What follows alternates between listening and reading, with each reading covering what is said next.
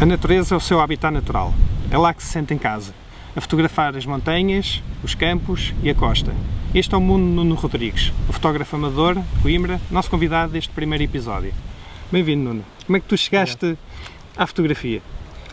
Eu cheguei à fotografia já bastante tarde, comecei a fotografar mais ou menos há 4 anos atrás, e a fotografia acabou por aparecer na minha vida um bocadinho para servir de contrapeso, vá lá, à outra vertente mais profissional. Toda a minha formação académica e toda a minha parte profissional é feita num mundo de números e algoritmos e coisas mais ou menos concretas e objetivas e exatas, e faltava ali qualquer coisa que era um bocadinho pensar na parte mais artística, vamos chamar-lhe assim, que eu achei que me faltava qualquer coisa para tentar expressar um bocadinho também essa parte.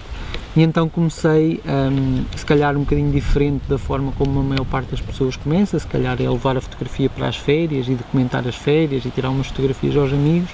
O meu interesse nunca foi muito documental e começou logo de início a ser um bocadinho mais estético, para não chamar artístico, que é capaz de soar presunçoso da minha parte, mas foi um bocadinho assim que comecei. E isso acaba por se refletir depois na forma como eu encaro a fotografia, não necessariamente como um retrato fiel daquilo que está à minha frente, mas como aquilo que, enfim, neste caso estamos a falar de fotografia de paisagem, de natureza, como os nossos cenários naturais me fazem sentir, ou pelo menos é essa a minha intenção quando estou a fotografar.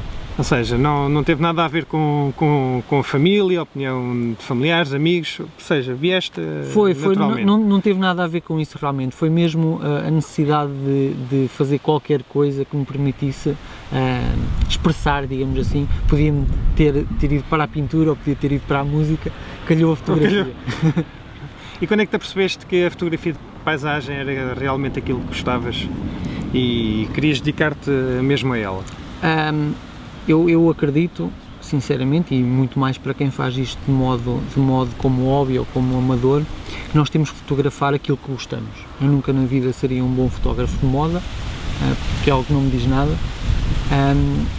e como gosto da natureza, eu cresci no meio do campo, e gosto de me sentir no mundo natural, portanto é perfeitamente uma consequência lógica disso, que seja no meio da natureza que me sinto bem. Não tenho problema nenhum em estar sozinho no meio de um sítio qualquer mais ou menos selvagem. Enfim, o nosso país é pequenino e não há assim zonas muito selvagens, mas gosto realmente de ver o sol e de apanhar vento na cara.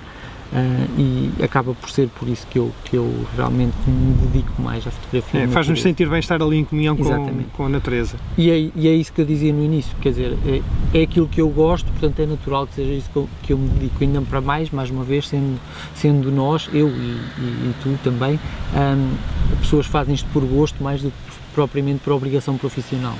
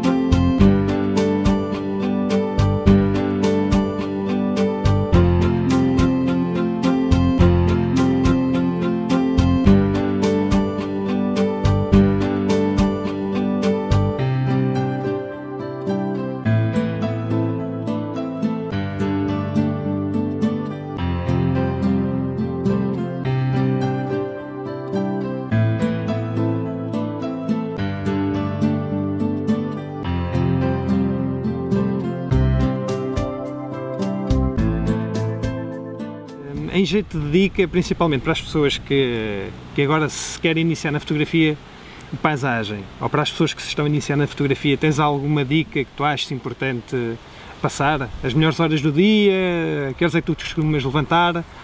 Ou que horas é que tu costumas ir fotografar? Eu acredito que a qualquer hora do dia é uma hora boa para tirar fotografias. Obviamente, cada hora tem os seus desafios e tem que se perceber. De manhã custa levantar muito cedo, não é? Essa é a parte temos esse problema também, mas o que é que tu aconselhas? A luz enfim, do nascer do sol e do pôr do sol, obviamente, que é aquela que nos dá mais gozo fotografar, porque a cor é mais agradável para nós, é mais suave, etc.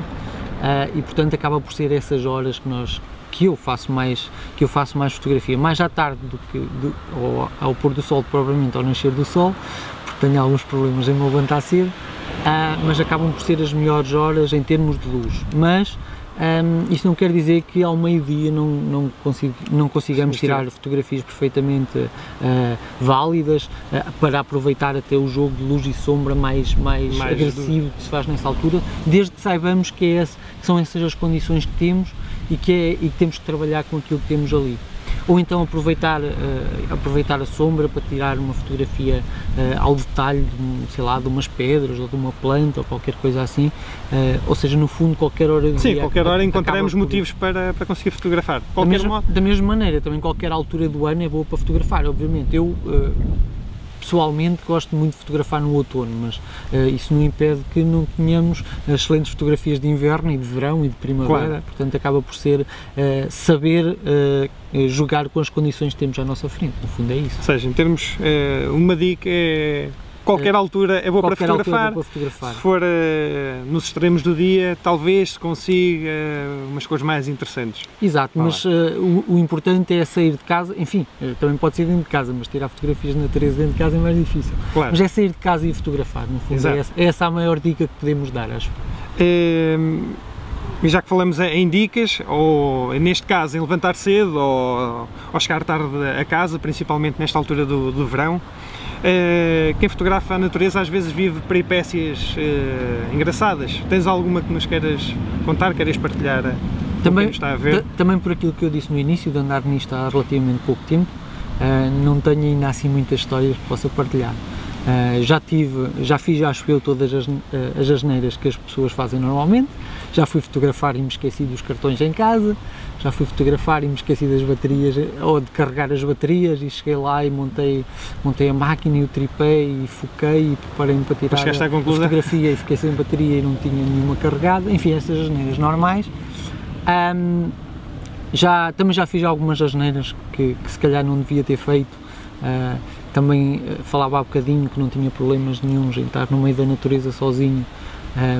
Já aconteceu também ir para sítios em que não tinha propriamente ali ninguém para me apoiar e tinha, enfim, algumas escaladas difíceis, algumas descidas perigosas, algumas superfícies escorregadias, e quando cheguei à conclusão que não tinha rede de telemóvel, achei melhor parar por ali e voltar para casa, porque não há fotografia que vale a pena o risco de então se calhar deixamos aqui esta dica que o Nuno falou em telemóveis e falta de rede. É importante, eventualmente, quem se começa a interessar por fotografia de natureza, avisar para onde vai, no mínimo, pelo menos alguém saber para onde que vamos e enfim, contactar com alguma regularidade se tivermos essa possibilidade. Quando não temos rede, enfim, isso já não é exato, possível. Mas pelo menos ficar de alguém de aviso, a que horas é que poderemos regressar, porque se alguma coisa correr menos bem, depois pode ser complicado de conseguirmos sair do problema. Em termos de equipamento, o que é que tens atualmente, ou o que é que já tiveste, ou o que é que... Eu comecei e continuo a fotografar com reflexos digitais. Comecei como quase todos nós cá, não é? Com uma reflex de entrada de gama. No caso, comprei uma Canon 450D com uma lente de kit, portanto o mais básico possível. E durante um tempo utilizei aquela máquina, continuo a tê-la, continuo a usá-la quando é preciso, e acho eu que é mais ou menos o trajeto natural, fui alargando um bocadinho a minha área de zoom que tinha disponível, fui comprando uma teleobjetiva, uma grande angular, e foi servindo para as minhas necessidades. Acho eu que também é normal hoje em dia, e enfim, é uma coisa que eu critico porque passei por isso e acho que já me passou, mas temos aquela coisa, precisamos sempre de comprar qualquer coisinha mais. Agora é que as minhas fotografias vão ser boas se eu comprar aquela máquina, e acabei por comprar uma máquina full frame, portanto de sensor 35mm, uma Canon 5D Mark II, que é o que eu uso agora, e comprei também as lentes que serviriam para usar nessa máquina, mais ou menos também o conjunto de distâncias focais que me permitia cobrir mais ou menos o tipo de fotografia que eu faço. Comprei uma 17-40, comprei uma 24-70 e uma 70-200, e portanto com essas lentes consigo, enfim, não consigo fazer fotografia de vida selvagem, ou de desporto, por exemplo. Desporto, mas para aquilo que eu faço... Fotografia de natureza, lá está, porque estamos aqui a falar, dá perfeitamente. Exato. Tenho também uma lente macro, 100mm macro, que uso bastante, embora não publique muito esse trabalho, mas uso bastante. E tenho também uma 50mm, uma Prime rápida, 1.4, que uso também com alguma frequência, não tanto na fotografia de natureza, mas até quando, sei lá, lembro-me de ir passear um bocadinho na rua e levar aquilo para tirar umas fotografias, acabo por usar também. No entanto, acabo neste momento por achar que esta história do equipamento não é de perto nem de longe a parte mais importante de fazer boas fotografias. É quase secundário. É quase secundário. Dá-se muita importância, mas é relativa. Obviamente, se nós virmos o tempo que os fotógrafos dedicam a discutir equipamento, parece que é a coisa mais importante, mas de facto não é. Mas também, pronto, não podemos ser hipócritas ao ponto de dizer que não interessa para nada, porque claro, que são ferramentas e convém ter as ferramentas adequadas ao trabalho que fazemos, no fundo é isso. Então, e em termos de equipamento, das ferramentas, o que é que tu tens mesmo que levar contigo quando vais fotografar, neste caso, o teu tipo de fotografia, que é de paisagem, o que é que tu tens mesmo que levar contigo? Ora bem, eu quando vou fotografar paisagem, a menos que ocorra uma daquelas situações que eu falava há bocadinho de esquecer qualquer coisa em casa, levo sempre o tripé e o comando disparador remoto. O tipo de paisagem de fotografia que eu faço e como eu dizia há bocadinho, que acabamos por fazer mais fotografia nas margens do dia, digamos assim, ao pôr do sol, ao nascer do sol, quando os níveis de luz já são baixos, tornam quase obrigatório que se use o tripé. Mesmo durante o dia, por uma questão de disciplina, quando estamos a compor uma determinada imagem, obriga-nos a abrandar um bocadinho, parar e pensar um bocadinho se usarmos o tripé. Ou seja, acaba por ser o acessório que neste tipo de fotografia eu utilizo sim. Nuno, sabemos que foste uma utilizadora de filtros densidade neutra, os ditos normais e os em gradiente, e que os abandonaste. Queres explicar a razão, sabendo nós que são filtros quase fundamentais para os fotógrafos de paisagem? Eu usei durante algum tempo os filtros de gradiente, o filtro ND completo continuo a usar. Os filtros de gradiente deixei de usar a partir de uma certa altura, porque esses filtros, enfim, têm algumas limitações. Uma delas é que se o filtro não for de muito boa qualidade, pode introduzir dominantes de cor nas imagens.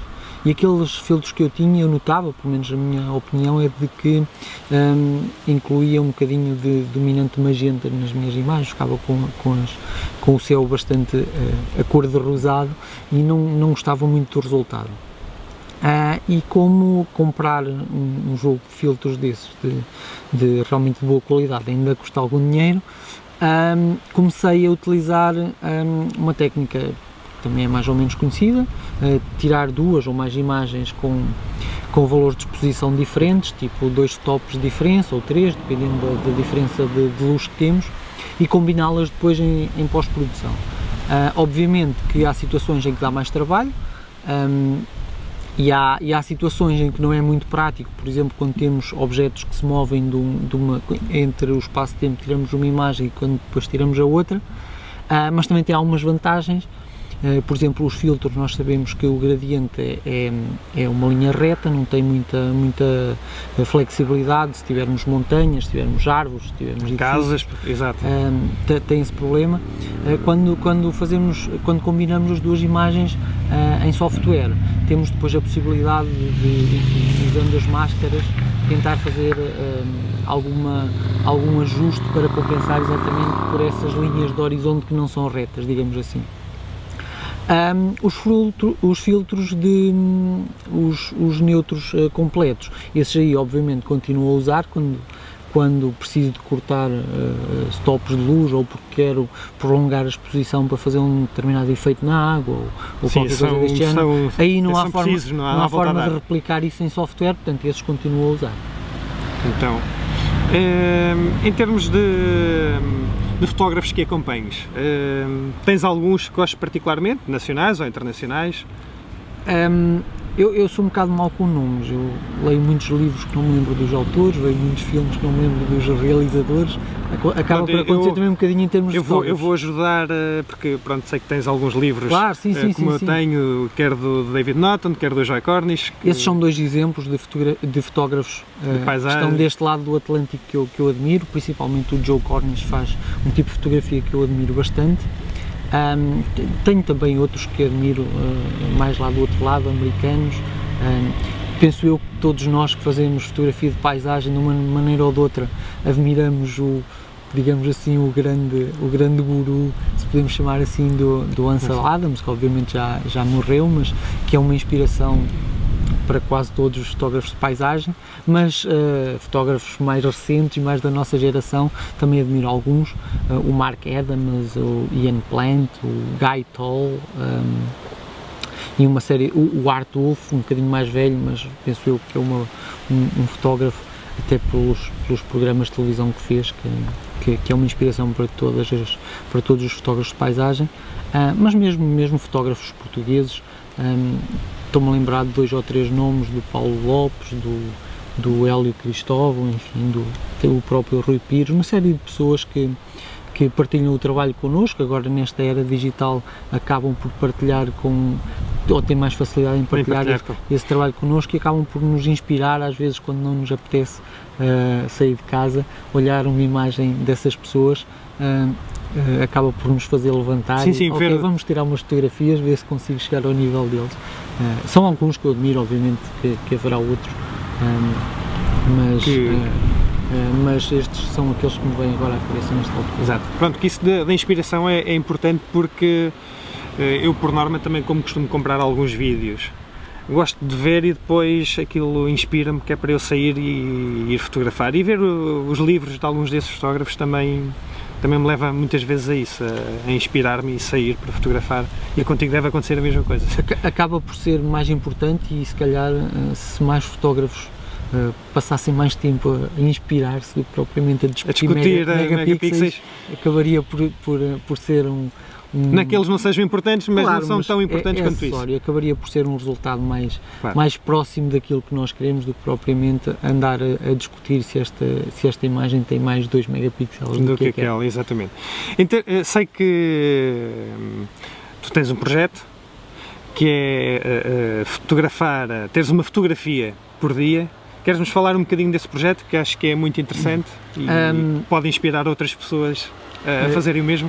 Eu não lhe dei propriamente um nome, mas vamos chamar então uma fotografia por dia. Tecnicamente não é um projeto, porque eu realmente, para ser chamado um projeto, tem que ter uma data de início e uma data de fim. Exatamente. Mas... eu quando decidi começar a fazer isto, foi já há mais de 2 anos, foi em abril de 2010. Não estipulei uma data de fim, isto é, eu vou continuar a tirar uma fotografia por dia, ou a tentar, enquanto a fotografia me interessar. Espero eu que ainda seja por muito tempo, e portanto desde então abril de 2010 tenho cumprido esse desafio, exceto um dia que por esquecimento, não tirei a fotografia. Não estavas inspirado nesse dia? Não sei, foi em novembro, já foi em novembro de 2011, 2010, foi em novembro de 2010. Tinha uma viagem marcada para a Serra da Estrela no dia seguinte, e ali estava ali ocupado com os preparativos e passou-me completamente. É uma frustração que eu tenho dos 800 e tais dias que já passaram. Realmente houve um que falhou, mas tirando isso tenho cumprido. O objetivo principal disso é obrigar-me, digamos assim, a pegar na máquina e fotografar, nem que seja uma flor no jardim ou uma nuvem engraçada que tenho no céu ou qualquer coisa, porque isto de fotografar é um bocadinho como praticar um desporto qualquer. Se não treinarmos, não evoluímos e acabamos por estagnar. Obviamente fica aqui outra dica. Exatamente. É outra dica. Obviamente que é provável que não é provável que saiam dali grandes obras-primas, mas obriga-nos a treinar e obriga-nos a sair de casa e obriga-nos a fotografar. Obriga-nos a treinar o nosso olhar e a nossa visão, por um lado, e por outro lado, obriga-nos também a tornar-nos mais familiarizados com o nosso equipamento, que acaba por ser importante também, porque quando a luz está a mudar muito depressa e quando está a acontecer qualquer coisa, não podemos estar a pensar, mas como é que eu agora mudo a velocidade de obturação, ou como é que eu mudo a abertura, isso já tem que ser instintivo. E este projeto acaba por também, ou enfim, ajudar, chamando-lhe projeto, acaba por ajudar também nessa faceta.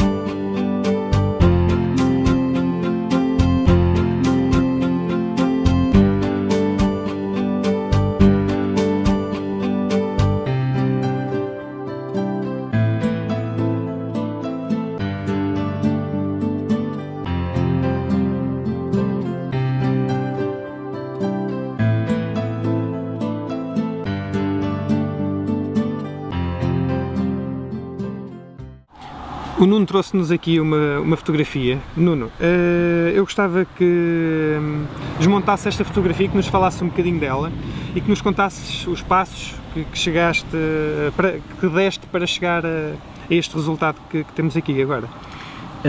Esta fotografia não é necessariamente a melhor que eu já tirei, mas como tem aqui uma série de aspectos que nos permitem falar aqui um bocadinho, então escolhi esta. E começava se calhar pelo facto, ou por mencionar o facto de ter sido uma fotografia que foi tirada muito perto da minha casa, num sítio que eu demoro mais ou menos 5 minutos a chegar lá, e como tal quer dizer que já visitei este sítio algumas dezenas de vezes. Obviamente que quando é assim... Deixa-me só fazer uma parte, é importante conhecermos os locais para onde vamos fotografar. Era isso que eu ia dizer, este tipo de conhecimento dos locais nós podemos, por um lado chegamos lá e já sabemos mais ou menos onde é que temos que ir para tirar as fotografias, e enfim, já não ficamos ali um bocadinho desorientados como quando chegamos a um sítio novo. Por outro lado, temos o facto de poder visitar repetidamente o mesmo sítio, até que as condições atmosféricas, vamos chamar assim, já sabemos que nós fotógrafos de natureza ligamos muito a esse aspecto e estamos um bocadinho sempre à mercê daquilo que a natureza nos oferece. Neste caso concreto foi tirada num sítio onde eu já tinha visitado muitas vezes, e neste dia, digamos assim, tive alguma sorte com o fenómeno de cor que acabou por aparecer na altura do pôr do sol. Além disso, acaba por também ser a prova de que não é necessário ir necessariamente para um sítio exótico para conseguirmos tirar fotografias apelativas, vamos dizer assim. Até porque para quem está noutro país ou noutra cidade, isto pode ser também exótico para eles. Obviamente, para nós estamos viciados, temos o nosso olhar viciado. Acabamos por não reparar naquilo que está todos os dias à nossa frente. Se calhar o segundo aspecto que eu gostava de referir era que eu tenho o meu método preferido, digamos assim, de construir imagens, é fazer um plano a priori, isto é, eu conheço este sítio, conhecia-o bem, como já disse, e planeei então ir lá fazer uma fotografia que permitisse retratar o nascer da lua cheia. Obviamente, olhando para a imagem, vê-se que foi um plano que correu mal, e serve então para eu dizer que é importante termos um plano, ou pelo menos eu gosto de ter um plano daquilo que vou fotografar, mas por outro lado também é importante estar aberto às novas possibilidades que apareçam, depois em concreto no campo.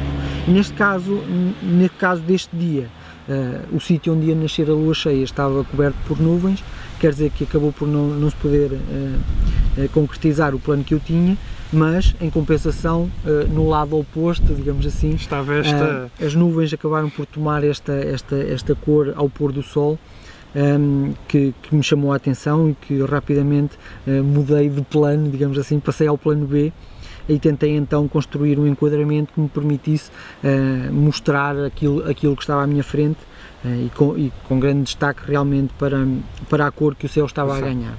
Então para isso acabei por colocar-me no terreno de forma a que para já tentasse que aquelas linhas de cor formadas pelas nuvens apontassem para algum dos elementos importantes da fotografia.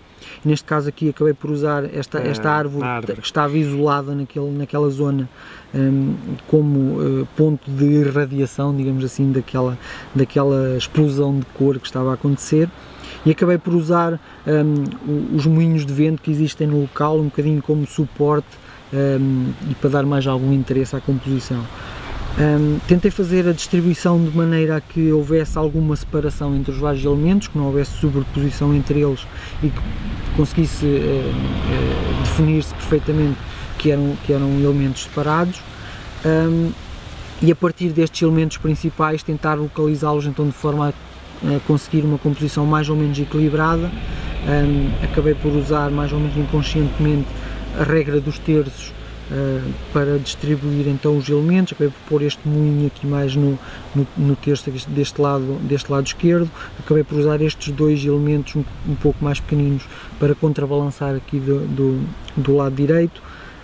E tens o primeiro plano praticamente no terço inferior da fotografia. Acabei por dar maior destaque ao céu, porque obviamente foi aquilo que me chamou a atenção. E é o que chama muita atenção. Era mais importante para mim do que propriamente a parte do chão, embora tivesse também aqui umas florzinhas pequeninas que é capaz de não dar para ver no vídeo, mas que flores silvestres, digamos assim, brancas e azuis, que acabam por dar também algum interesse ao primeiro plano. Tinha depois aqui mais uns elementos que acabei por usar como suporte da composição no geral. Temos aqui mais umas arvorezinhas pequeninas que fiquei um bocadinho na dúvida se devia ou não incluí-las por estarem muito perto da margem, mas como tinha uma de cada lado e tem uma forma que acaba por replicar a forma da árvore principal, optaste por um lado forma um trio, que é um número importante, como sabemos, na construção de composições fotográficas, e por outro lado acabam por também equilibrar-se uma à outra por haver dos dois lados. Temos aqui depois uma série de triângulos, por exemplo, temos aqui o triângulo formado pelo telhado do moinho, temos depois o triângulo formado também aqui por esta haste do moinho, a própria forma aqui destas árvores pequeninas acabam por lembrar triângulos, e tudo isto, formas repetidas, repetições, é uma forma de, digamos assim, tornar a nossa mensagem mais forte, e foi mais ou menos isto que eu pensei para a construção da fotografia. Algumas coisas no campo, outras coisas acabam por ser pensadas só quando estamos a processar Claro, mais uma vez aqui no computador. Não usaste filtros, por aquilo que já referiste há pouco na entrevista. Em termos técnicos, tinha esse problema, que tinha um céu muito mais luminoso do que propriamente o primeiro plano e os moinhos, ou seja, teria que usar um filtro em gradiente ou fazer a combinação das duas imagens em pós-produção, que acabou por ser isso que aconteceu.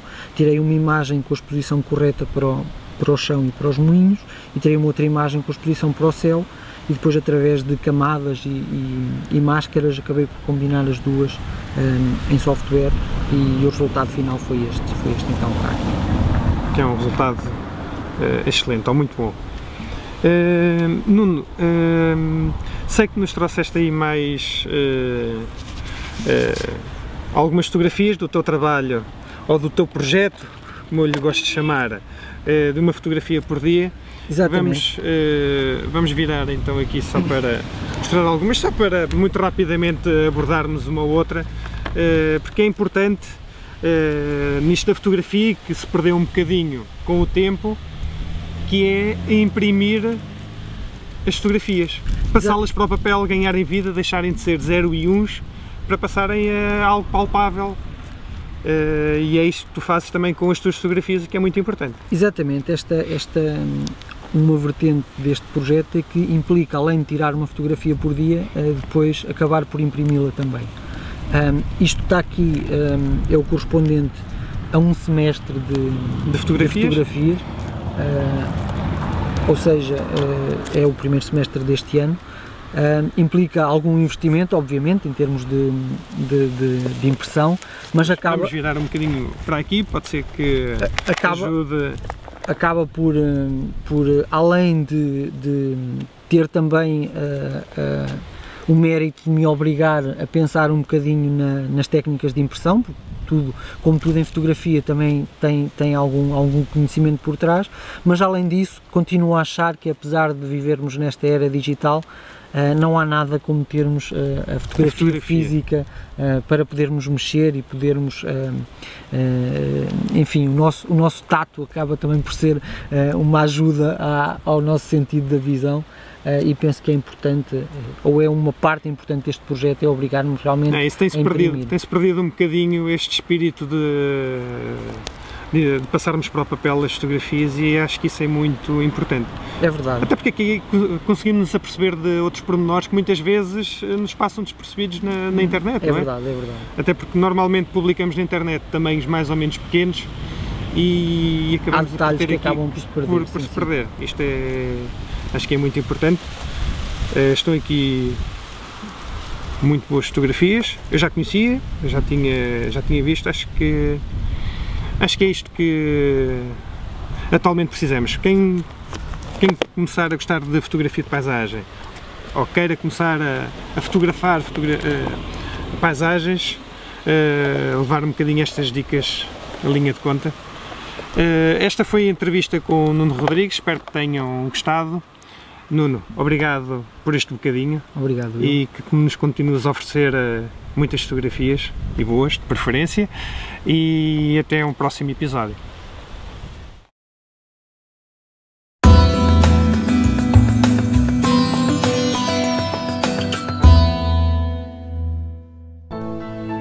A revista National Geographic é apenas um dos locais de destino das fotografias de Marcel van Oesten. Este holandês, com formação em direção de arte e design gráfico, começou a sua carreira ligada à publicidade, como diretor de arte em várias agências. Mas acabou por não resistir à fotografia e, após uma viagem à Tanzânia, as coisas começaram a ficar sérias. Daí, até se tornar fotógrafo de vida animal foi um saltinho. Mas se alguns fotógrafos desta área não se dão muito bem com a fotografia de paisagem, felizmente não é o caso de Marcel, que trata os vários géneros da fotografia por tu. As suas fotos, para além de publicadas em inúmeras revistas, ainda aparecem expostas em galerias e museus. E ainda administra cursos de fotografia por diversos pontos no planeta. Se tem dinheiro a transbordar da carteira, pode sempre marcar presença num à escolha.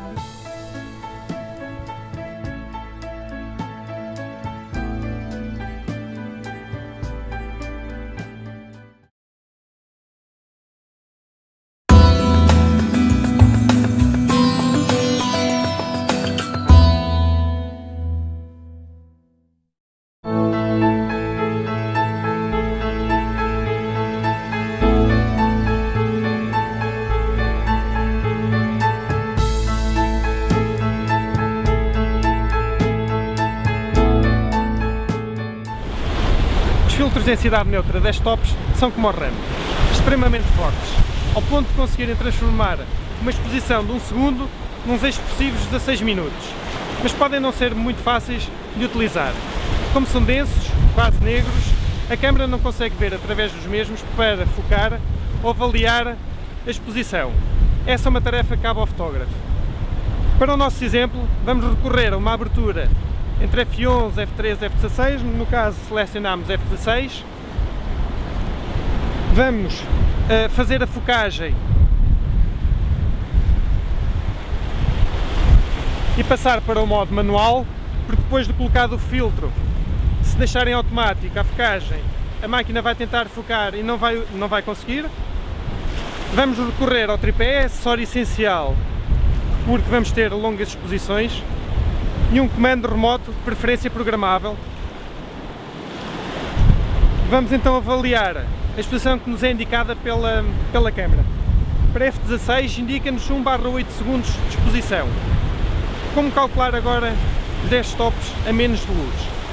Pode recorrer a uma aplicação para smartphone, pode recorrer à tabela que vamos colocar no site, ou no caso, se recorrer a um filtro desktops dali, vem com uma tabela indicativa de alguns dos valores médios. No caso, para 1/8 segundos, indica-nos 2 minutos de exposição com o filtro. E é isso que vamos fazer. Colocar o filtro, já temos a focagem feita, f16. 2 minutos. O tempo limite que a máquina nos permite são 30 segundos. Para 2 minutos temos que recorrer ao modo bulb. Passamos para o modo bulb, a mesma abertura, f16. Vamos definir no comando os 2 minutos que nos foi indicado. 2 minutos, e vamos colocar a exposição a decorrer. Entretanto, convém salientar, convém usar o ISO mais baixo possível. No caso estamos a usar 50, 100 ou 200, se for no caso da Nikon. Fotografar em RAW. Este tipo de filtro costuma, por norma, dar uma tonalidade às fotografias. O caso dali é um tom azulado, no caso da Hi-Tech o ProStop é magenta, e no caso da B+W é um tom mais quente, mais amarelo. Se fotografar em RAW, em pós-produção, pode eliminar essa tonalidade. Em JPEG vai ter alguma dificuldade em fazê-lo. Vamos aguardar agora que a exposição termine.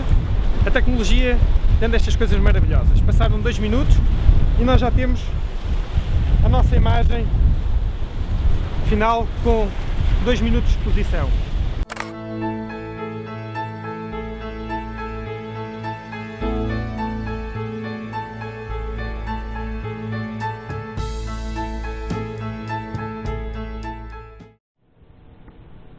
Aqui está a fotografia.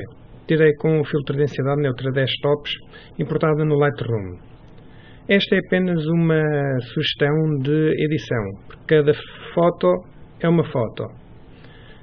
Para o efeito vou começar por alinhar o horizonte, recorrendo à ferramenta de corte do Lightroom. É uma tarefa mais ou menos simples. Alinhado. Como é possível ver, cá está a tonalidade azul que o filtro de desktops dali coloca nas fotografias. Como fotografei em RAW, é relativamente simples de anular esta predominância de cor. Para isso vou recorrer aqui à barra de temperatura e passar de tons mais frios, ou seja, os tons mais azulados, para tons mais quentes, para o amarelo. Vou subir o valor até um que me pareça em que a imagem fique o mais parecida com aquilo que via no momento em que fotografei. Para já 12.000 parece-me um valor aceitável. Entretanto começa a surgir outra predominância de cor, principalmente aqui nas sombras, que é o tom magenta. Como está em 27, vou aqui retirar um pouco, 8, e já está um pouco melhor. O passo que costumo dar a seguir é ativar as correções de perfil para o tipo de objetiva com que fotografei. O Lightroom nesse aspecto funciona muito bem, por isso costumo usar esta opção. Através do histograma verifico que ainda poderia ter dado mais algum tempo de exposição. Como não fiz na altura do disparo, vou agora tentar fazer esse ajuste. Por isso recorro aqui à barra de exposição, aumentando o valor um pouco. Tendo cuidado no gráfico não encostar totalmente à direita, o que significa que estarei a perder informação nas altas luzes, isto é, nas zonas mais claras da imagem. Feito isto, é possível ver que estou praticamente sem contraste na fotografia. Existem poucas áreas realmente escuras. Poderia recorrer à barra de contraste, mas prefiro ir ao gráfico de curva de tons e baixar os escuros.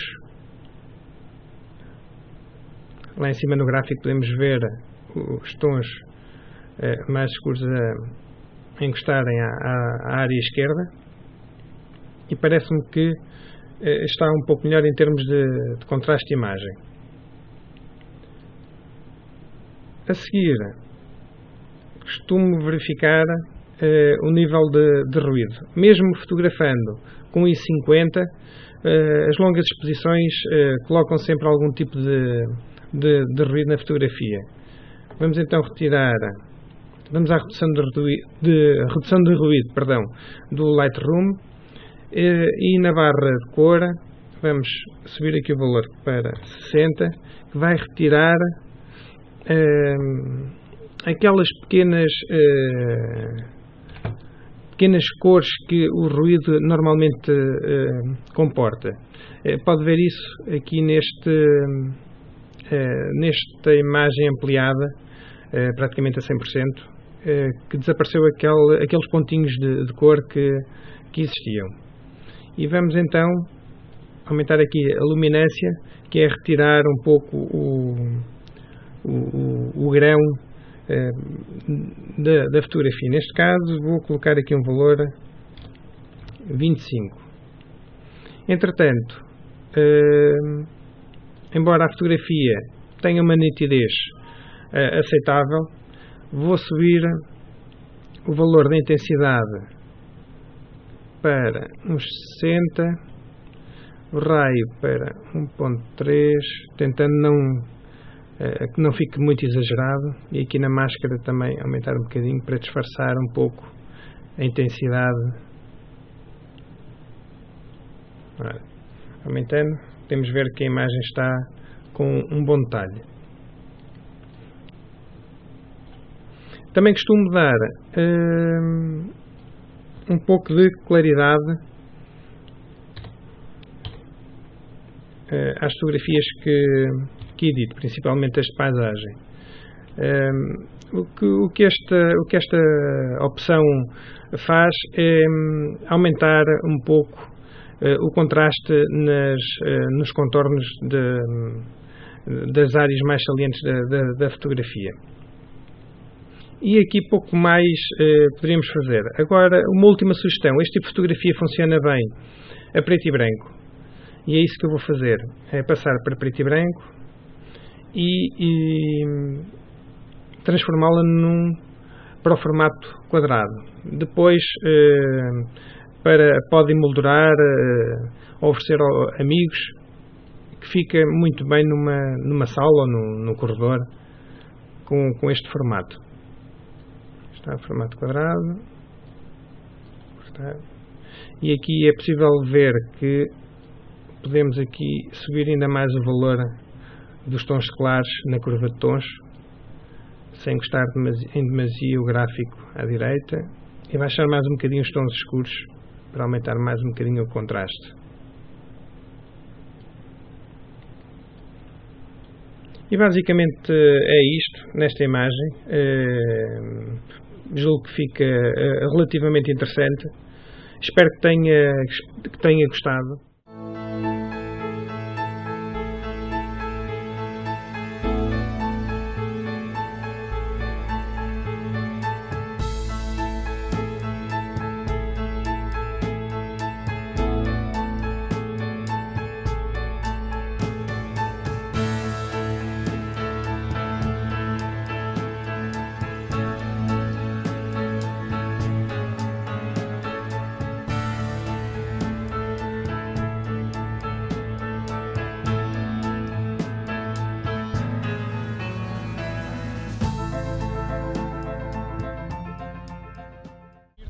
boas fotografias e até ao próximo guia prático.